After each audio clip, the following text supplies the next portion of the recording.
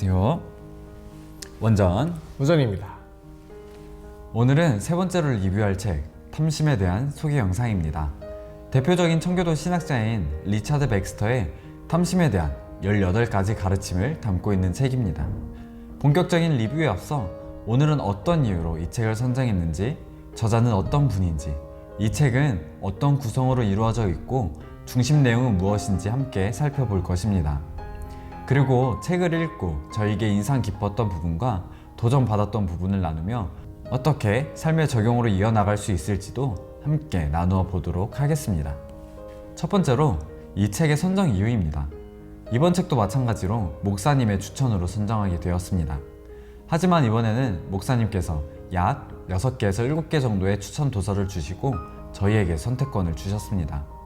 마틴 로이드 존스, 찰스 스윈돌 등 너무나도 유명한 목사님들의 책을 추천해 주셨는데, 저희가 이 탐심을 선택한 이유는 먼저 저희가 리뷰했던 나를 따르라와 세상과 충돌하라가 물론 굉장히 중요한 내용을 다루고 있지만 비슷한 느낌이 있었기에 이번에는 다른 결의 책, 이전의 책에서는 다루지 않았던 주제를 다뤄보고자 이 책을 선정하게 되었습니다. 그리고 우리의 삶에 가장 밀접한 부분이며 인류의 시작부터 끊임없이 문제되었던 부분이 바로 이 탐심이기 때문에 흥미로운 소재이면서 아주 중요한 부분이라고 생각해서 이 책을 선택하게 되었습니다. 이 리차드 백스터라는 목사님을 굉장히 많이 들어보았는데 이분이 어떤 분인지 우리 우재현 전사님께서 한번 소개해 주시겠어요? 네, 저자인 리차드 백스터는 영국의 대표적인 청교도 목회자이자 신학자로서 그 누구보다 뜨거운 영혼 구원의 열정을 가졌던 인물입니다. 절대 권력 앞에서도 기죽지 않고 프로테스탄트 교회의 분열을 반대하는가 하면 영국 국교회의 탄압에도 정치적, 종교적 변절을 거부하였던 그는 당시 영국에서 일어난 거의 모든 논쟁에서 중심 역할을 한 인물이라고 할 수 있습니다. 백스터는 허약한 체질이었고 집안 형편이 매우 궁핍했다고 합니다. 그로 인해 당대의 청교도 지도자들과는 달리 정규 교육을 제대로 받지 못했습니다. 하지만 가르침을 직접 받지는 않았으나 어떤 한 사람의 인격이나 학문을 본으로 삼고 배우면서 그의 학문은 명문대 출신 학자들 가운데서도 소수만이 견줄 수 있을 정도로 아주 탁월했다고 합니다. 1638년 영국 국교회의 사제 서품을 받았고 1641년부터는 영국 남부 키더민스터에서 목회를 시작하였으며 이후 20년간 그 도시의 많은 영혼을 주님께 인도하며 지역 전체에 영적 부흥을 일으키고 변화시킬 정도로 놀라운 목회적 성공을 거두었습니다. 1642년에 일어난 청교도 혁명 때는 의회파 군대에 속하여 군종 목사를 지내며 비국교도 신자들의 지도자이자 대변인으로서의 역할을 다하였습니다. 1660년 왕정이 복고되어 국교도들이 권세를 잡으면서 백스터 역시 영국 국교회의 주도 제도를 선택할 것을 촉구받았지만 굽히지 않았고 이로 인해 극심한 핍박을 받게 되었습니다. 통일령의 공포와 함께 그는 국교회에서 퇴출되었고 설교권마저 빼앗겼습니다. 그럼에도 비국교도 목사로서 설교를 계속 이어나갔으나 1685년에 국교의 명예를 손상했다는 이유로 신문을 받고 약 18개월간 투옥되기까지 하였습니다. 백스터는 안 그래도 허약한 체질이었는데 긴 수감 생활로 인해 건강이 매우 나빠졌고 풀려난 이후에도 병마에 시달려야 했다고 합니다. 그러나 그는 죽어가고 있는 사람에게 하는 듯한 간절한 설교를 그치지 않았다고 합니다. 그는 현실성 없는 허황된 말만 하는 신학자가 되기를 원치 않았습니다. 때로는 불과 같이, 때로는 칼과 같이 예리하고 명료한 말로 확실한 회개와 거듭남의 길로 성도들을 이끌고자 노심초사하였습니다. 또한 습관적 지도에 젖은 목회자들을 각성시키고 헌신적인 목양을 할 수 있도록 돕는 것에 몰두하였습니다. 백스터는 평생에 걸쳐 신앙, 목회, 종교적 관용, 그리스도인의 윤리와 생활 등 여러 영역에 걸쳐 약 200여 권의 책을 집필하였다고 합니다. 이것이 400년이 흐른 오늘날 우리가 리차드 백스터에 대해 익숙한 이유일 것입니다. 대표작으로는 성도의 영원한 안식, 참 목자상, 그리고 본서의 모본인 그리스도인 지침서를 비롯해서 그의 탁월한 저작들은 지금까지도 수많은 그리스도인에게 영향을 끼치고 있습니다. 세상과 타협하고 궁궐에서 사는 것보다 믿음대로 살면서 감옥에 들어가기를 선택하였던 리차드 백스터의 깊은 신앙심과 용기는 그리스도인들에게 큰 도전과 영감을 주었습니다. 다음으로는 이 책의 구성과 중심 내용입니다. 탐심은 크게 2부로 나눠져 있습니다. 먼저 1부, 탐심이란 무엇인가를 통해 탐심의 정의와 어떤 것이 탐심이 우리를 지배하고 있는 상태인지, 탐심의 징표는 어떤 것이 있는지, 자신이 탐욕스럽지 않다고 착각하는 유형과 반대로 타인을 탐욕스럽다고 정죄하는 경우에 대해 살펴보고 있습니다.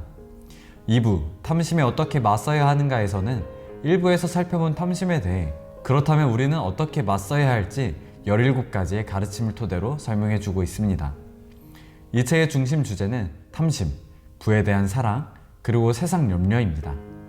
저자 소개에서 잠깐 언급되었는데 이 책은 리차드 백스터의 그리스도인 지침서라는 책에서 탐심에 대한 부분을 발췌한 짧은 책입니다. 그렇기 때문에 많은 내용을 담고 있지 않지만 탐심에 대해 장가지 없이 알맹이들로만 꽉 찬 책이라고 할 수 있습니다. 저희가 이 책을 먼저 한번 읽어보았잖아요. 읽으면서 좀 어떻게 느끼셨나요? 네, 저는 저자가 이 책을 통해 탐심이란 무엇이고 탐심의 모습이라고 보이는 20여 가지의 모습을 언급하면서 먼저 독자에게 자신의 모습과 비교하여 생각할 시간을 주고 있는 것 같았습니다. 그런 다음에 이런 탐심의 모습들에 대해 우리는 어떻게 맞서야 할지 각자의 찔림에 대한 대처법을 17가지의 가르침으로 소개하고 있다고 생각했습니다. 저도 개인적으로 탐심의 징표를 보며 또 탐욕스럽지 않다고 생각하는 유형과 정죄하는 경우를 보면서 참 다양하고 많은 부분에서 찔림을 받았던 것 같습니다. 영상을 시청하시는 성도님들께서도 탐심의 징표에 대한 성령의 찔림에 집중해 보시길 바랍니다. 그리고 성령님께서 주시는 그 찔림에 대해 생각해보고 저자가 제시하는 대처법을 듣는다면 더욱 유익한 시간들이 될 것이라고 확신합니다. 저는 이 책을 읽으면서 그동안 제가 착각하고 있었다는 걸 좀 깨닫는 시간이 되었어요. 자신이 탐욕이 없다고 착각하는 유형들에 대해서 저자가 설명을 하고 있는데 그 부분들이 저에게 하고 있는 말씀이더라고요. 사실 저는 탐욕이 없는 사람이라고 생각을 하고 살았거든요. 그냥 있으면 있는 대로 살고 없으면 없는 대로 산다 이렇게 생각을 하고 있었는데 저자가 책에서 말하기를 자신이 가지고 있는 것에 만족하여 더 큰 것을 원하고 있지 않기 때문에 탐욕이 없다고 착각하는 경우가 있다고 말하는데요. 딱 그 경우가 저의 모습인 것 같았습니다. 저는 저에게 주어진 것에 감사하고 더 큰 것을 원하지는 않지만 그것을 꽉 쥔 채로 놓지 않으려고 하는 모습이 딱 저의 모습이더라고요. 그 조그마한 것을 지키려고 가지려고 하나님께 내어드리지 못하고 그것을 가지고 있는 모습 자체가 탐욕이고 저의 탐심이었습니다. 이런 것처럼 계속해서 저자는 저의 그 마음 가운데 찔림을 주고 또 저의 모습을 되돌아보게 하는 그런 시간들이 되었습니다. 여러분들도 함께 이 책을 읽으신다면 또 이 영상을 같이 함께 보신다면 이런 부분들이 분명히 있을 거라고 생각이 듭니다.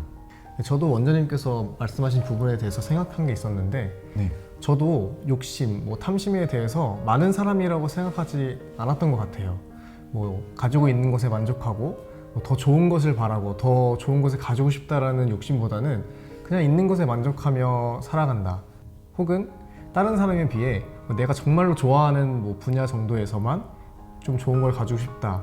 그 정도는 할 수 있지 않나 라는 생각으로 욕심이 별로 없는 사람이라고 생각했었는데 원장님께서 말씀하신 것 같이 저도 제가 가진 것들 얼마 있지 않지만 가진 것들을 꽉 쥐고 있는 모습을 책을 통해서 살펴보게 된 것 같습니다. 그리고 또 생각하게 된 부분은 저는 제가 가지는 것보다 제가 좋은 것을 가지는 것보다 남에게 무엇을 좀 더 해주고 싶고 챙겨주고 싶은 마음이 있다라고 생각했었는데 저자는 필요와 유용한 수준을 넘어서는 것을 욕망하는 것이 탐심이라고 말하고 있고 친구들에게 천국의 상급보다 세상의 상급을 제공하는 데 더 주의를 기울이는 것 또한 탐심이라고 말하고 있습니다. 그것을 보면서 제가 과연 누군가를 챙겨주려고 하고 싶은 그 마음이 세상의 상급을 제공하는데 더 주의를 기울이고 있지 않았나.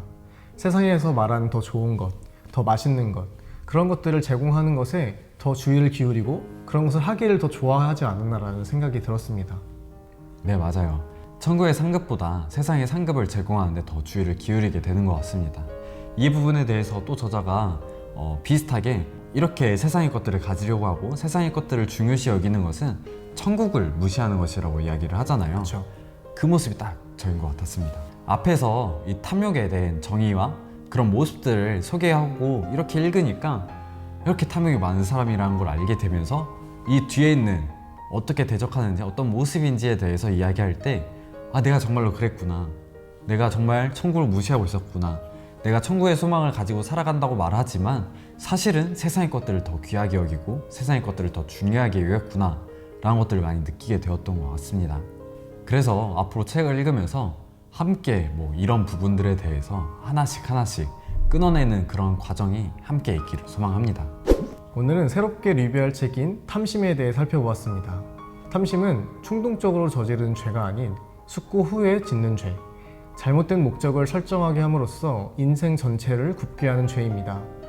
탐심에 대해 살펴보는 동안 영상을 보시는 여러분들도 성령님의 조명하심을